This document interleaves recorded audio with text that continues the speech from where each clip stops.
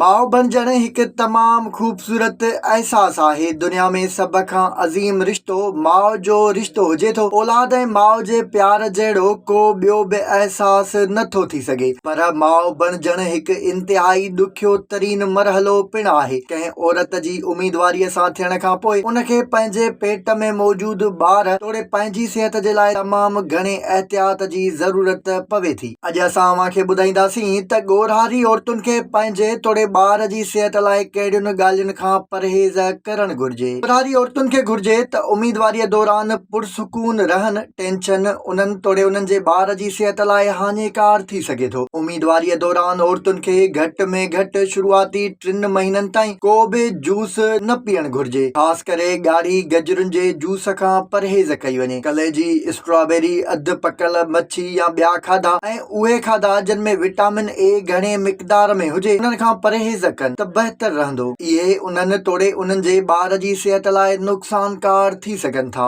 माइरुनि खे उमीदवारीअ दौरान पपीतो बि न खाइणु घुर्जे। उन खां सवाइ उहे औरतूं जेके माउ बणजण वारे मरहले मां गुज़रंदियूं हुजनि उन्हनि खे वॾुफनि जो इस्तेमाल बि न करणु घुर्जे। जेकॾहिं वॾुफ खाइणा बि आहिनि त ॾींहं में वधि अधु चांहि वारे चमचे जेतिरा ई इस्तेमाल कया वञनि। ॻोरहारी औरतुनि खे आराम ॾींदड़ कपिड़ा ऐं जूता वग़ैरह पाइणु घुर्जनि। उमीदवारीअ सां थियल माइरुनि खे रोज़ आहिस्ते आहिस्ते पंधु ज़रूर करणु घुर्जे। केतिरियूं औरतूं ख़ूबसूरत नज़र अचण जे लाइ उमीदवारी दौरान बि पंहिंजो वज़न घटाइण जी कोशिश कंदियूं आहिनि। वज़न घटाइण वारो अमल बि ॻोरहारी औरतुनि लाइ ख़तरनाक साबित थी सघे थो। उमीदवारी वारी औरतुनि खे घणो वज़न खणण खां बि पासो कयो वञे इहो इन्हनि जे ॿार ते असरअंदाज़ थी सघे थो।